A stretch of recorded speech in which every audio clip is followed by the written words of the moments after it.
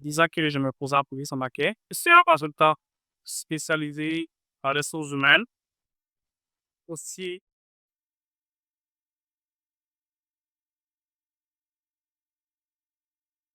prestation de services globalement, voilà, dans la gestion des entreprises.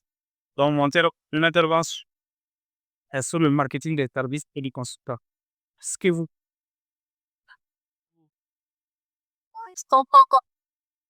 Ah, c'est ça, en accent, vous. Si ça t'a mieux le cas été, hein, je vais parler longuement. Donc, déjà, le marketing service a été déjà un peu abordé. C'est pas là le dit le contexte, mais le marketing des services et du consulting représente un domaine hein, et en constante évolution. Voilà, parce que l'appétit du consommateur a changé.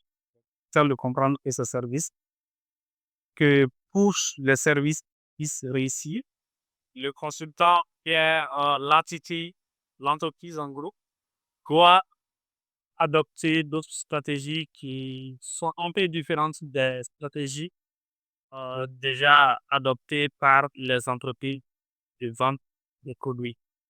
Donc, quand on parle de services, ce sont des produits intangibles et homogènes, produits ou consommés simultanément. Ils sont produits et consommés simultanément. Ils se distinguent par leur...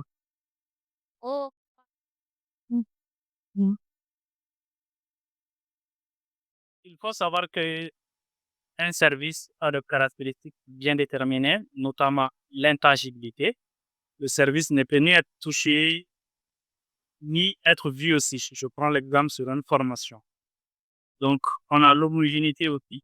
La qualité des services varie en fonction des prestataires, en fonction du client et puis en fonction du contexte bien donné. Donc, je prends toujours l'exemple sur la formation.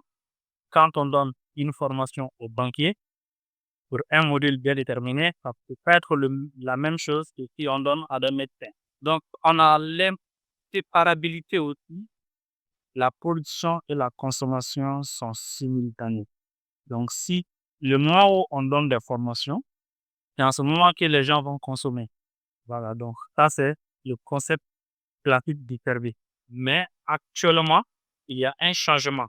Toujours pour le secteur de la formation, on peut bien enregistrer une, une formation en avance, on peut bien produire les documents de la formation en avance et les clients vont consommer après. Donc, on a la périssabilité. Les services ne peuvent ni être stockés et disparaître après leur prestation. Parce que tant que c'est consommé, c'est déjà consommé. On ne peut pas stocker un service dans la plupart des cas. Donc, les spécificités du marketing de service. Donc, quand on parle de marketing, il s'agit de faire de la promotion, d'inciter les clients à acheter, voilà. Donc, si c'est avec un produit bien tangible, là, c'est facile parce que les clients ont déjà, ils ont déjà vu le produit quelque part, ou bien ils peuvent le voir, ils peuvent le toucher, ils peuvent le sentir, ainsi de suite. Hmm. Toujours côté formation, si on part vers un public et puis qu'on dit qu'on va leur offrir des formations, déjà, il y a l'impact qui est là. Est-ce qu'ils vont être satisfaits? Donc, les spécificités du marketing du service impliquent des défis uniques liés à l'intangibilité et à l'interaction client. Il requiert une grande attention au niveau de la qualité et de la communication et pour finir la satisfaction du client qui est essentielle. Donc, la qualité du service est perçue comme un élément factuel de la prestation jusqu'à la fin. Et à la fin qu'on peut juger si le service est bien ou pas. Donc, le consultant, quand même, il est important, ou bien la structure, c'est important qu'il se soucie de la qualité. Donc, la gestion des relations clients aussi, parce qu'il y a des services, on ne peut les vendre qu'une seule fois. Il y a d'autres services, on peut renouveler l'achat plusieurs fois. Donc, il est important de cultiver des relations durables avec les clients ont envie de les utiliser. Donc, côté communication et marketing, donc, on doit communiquer efficacement les bénéfices et les valeurs du service qu'on va donner parce que c'est crucial, c'est ce qui va permettre aux clients potentiels ou bien aux futurs clients de mieux comprendre ce qui est sur le point d'acheter ou bien ce qu'on est en train de lui dire quand même qu'il puisse acheter le service. Donc, le quatrième élément, ça, c'est la gestion des ressources humaines. Quand on parle de la gestion des ressources humaines dans le secteur du service, il s'agit des employés qui travaillent avec nous. Si c'est de la consulting, là, on parle des autres consultants qui vont intervenir avec nous sur les dossiers. Donc, d'attaquer les stratégies ainsi que les autres éléments, il est essentiel de comprendre le public cible quand on commercialise ou bien quand on veut faire le marketing du service. Il est important de cibler le public. Donc, la question qu'on se pose, qui sont-ils, quels sont leurs besoins et quelles sont leurs motivations. Et je donne un exemple. On souhaite nous lancer dans le secteur de la formation.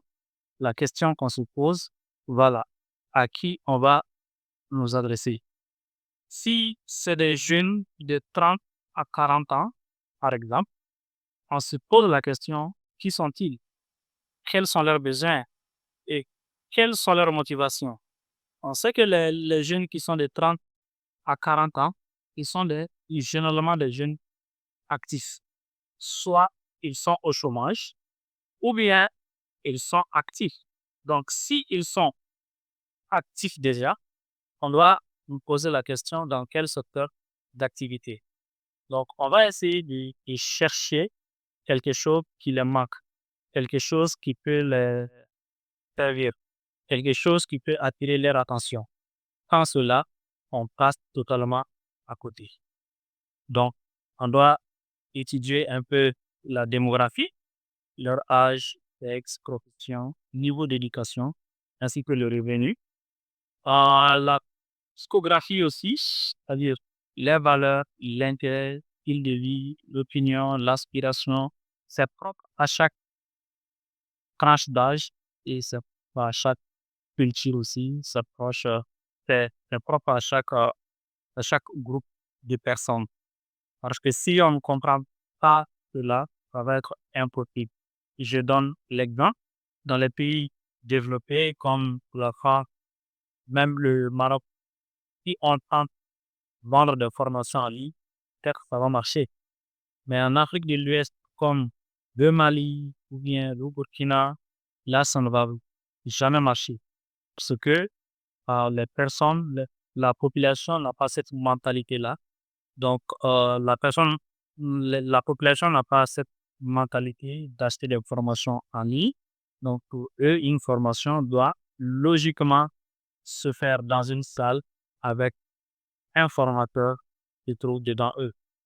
Donc, si on se dit qu'on va lancer des formations dans ce pays-là, il faut que ça soit en présentiel. Sinon, en ligne, on risque de ne pas afficher un bon nombre de personnes.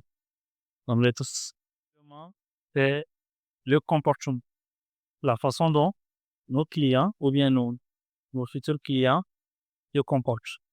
Donc, il s'agit de leur habitude d'achat. Si ils sont prêts à acheter ce genre de service, ils l'ont déjà fait et à quel prix aussi. Parce que quelque chose peut être facturé à 1 000 € au Maroc à, ou en Europe, mais en Afrique, ça va être différent parce que la sensibilité au prix est importante chez le client. De ce point, je peux prendre l'exemple tout bête sur Netflix. L'abonnement de Netflix au Maroc n'est pas le même tarif que l'abonnement en Europe. C'est pas le même tarif que l'abonnement aussi en Turquie. C'est le même prix aussi que en Afrique. Donc, du coup, quand on va à un service, on adapte le prix. Donc, on arrive à bien connaître votre clientèle. le stratégique et la différenciation est très, très important. Donc, le positionnement et la différenciation sont cruciaux pour se démarquer dans un marché saturé. On sait déjà que tous les services sont saturés en ce moment. Donc, il est important d'identifier une proposition de valeur unique et communiquer clairement sur les avantages de nos services selon la concurrence. Donc, positionnement, il s'agit tout simplement de se classer par rapport aux concurrents sur le marché. La différenciation, c'est de créer des différences, ce que mes concurrents font et ce que moi je fais. Et la proposition de valeur, c'est d'abord identifier les avantages et les bénéfices que les clients peuvent attendre de mes services qui sont propres à moi, tout celui. Voilà. Donc, la politique du prix de distribution. Donc, concernant la stratégie du prix, on a dit que ça, ça va dépendre de la méthode de distribution. On doit prendre en compte les coûts qui sont liés à la fourniture même du service.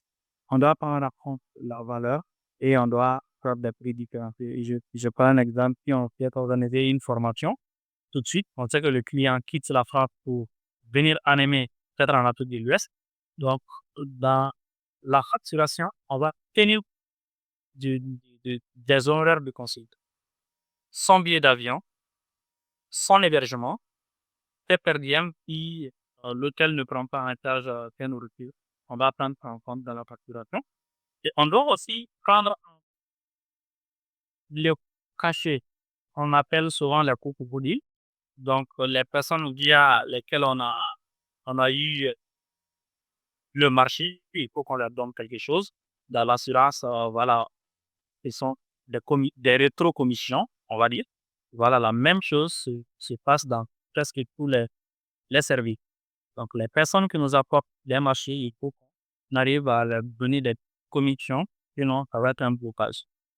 Donc, les prix doivent être différenciés selon les clients aussi, selon les clients, selon les secteurs d'activité. Mais si on s'adresse au grand public, par exemple, on organise une formation pour le grand public, on sait que les personnes qu'on veut toucher sont dans ce secteur d'activité. On va essayer d'estimer un peu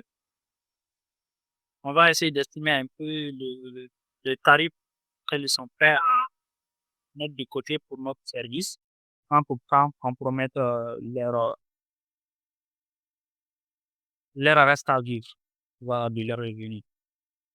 Côté méthode de distribution aussi, il faut qu'on soit vraiment intelligent et il faut qu'on arrive à adapter les services aux personnes qui vont les consommer. Il ne faut pas que les consommateurs euh, soient inquiets vraiment de la consommation de leurs services. Je donne toujours l'exemple sur les formations. Posons qu'on lance une formation avec une banque. Voilà, c'est vrai que la direction générale ne veut pas que la formation puisse faire dans les heures de travail, alors que la loi dit que les formations font partie des heures de travail. Les parties prenantes, et ils vont se dire, ah bon, vraiment, la formation va être donnée, mais j'ai tel et tel dossier en instance. Je vais peut-être apporter mon ordinateur dans la salle de formation où la formation va se passer, soit de la banque ou ailleurs. Donc, selon les clients, on doit adapter la distribution de notre produit. Donc, si c'est une entreprise de ce genre, une entreprise qui se donne du mal pour former ses licences, donc le mieux, c'est de délocaliser la formation pour que au moins les personnes puissent se concentrer sur la formation. Du coup, s'il s'agit du top management. Sinon, s'ils restent dans le bureau, on va venir leur donner les dossiers à signer, ils ne vont pas signer, suivre et puis à la fin, le client ne sera pas satisfait. Donc, il y a plusieurs méthodes de distribution. Ça peut être en ligne, ça peut être présentiel aussi, ça peut être via des partenaires, via des revendeurs, et puis depuis, ça dépend des services que nous, on va mettre à disposition. Donc, côté communication et promotion des services, la communication est essentielle parce que pour vendre il faut que le client puisse savoir que telle entreprise vend tel service. Il faut que le client puisse savoir que tel service existe à cet endroit-là. Donc, pour cela, pour nous faire connaître, on va faire de la publicité, mais on va pas aller le faire dans des endroits classiques comme dans les journaux et autres, mais on va plutôt nous accentuer sur la digitalisation. Donc, en faisant des publicités sur le net, sur les réseaux sociaux, sur LinkedIn, ainsi de suite, ainsi de suite.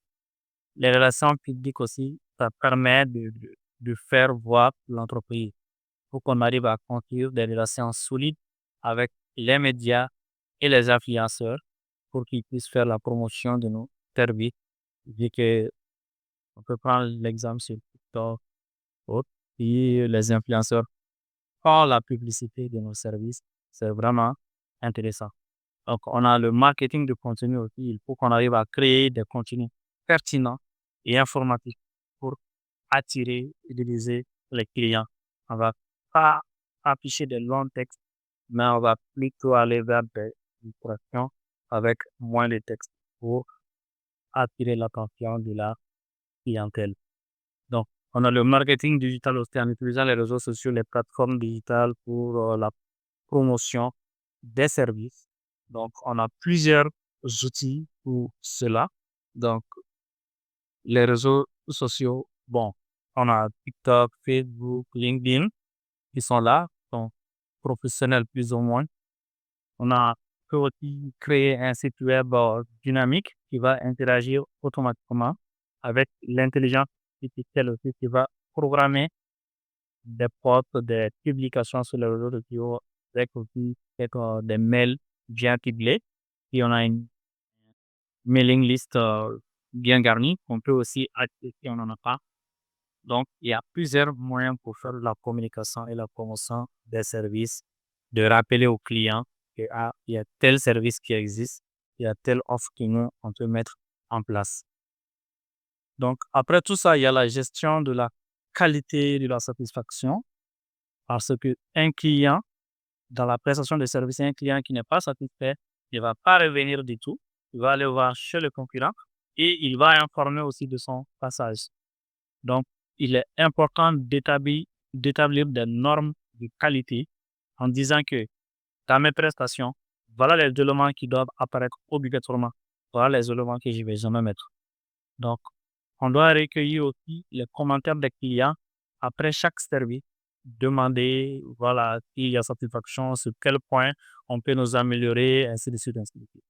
Donc, si on travaille aussi en équipe, d'autres personnes, bien sûr, on doit les former, on doit se former aussi afin toujours d'apporter plus de qualité et d'innovation dans nos services. Et à la fin de chaque service, on doit mesurer la satisfaction des clients. On doit leur demander leur avis tout le temps. Faire la fourniture d'un service. On doit faire une évaluation. Donc, côté évolution et perspective, donc le marketing des services et du consulting est un domaine dynamique et constante évolution. En adaptant cette stratégie aux opportunités du marché, les entreprises réussissent dans ce secteur-là. Donc, on a la digitalisation avec les outils de l'intelligence artificielle, avec la personnalisation aussi des services qui est vraiment important. On a aussi le côté RSE, la durabilité, d'introduire la durabilité dans les offres de services. C'est important de nos jours et on doit toujours innover. Donc, ce que moi je peux dire sur le marketing des services et du consulting. Voilà. Donc, je pense que je suis dans le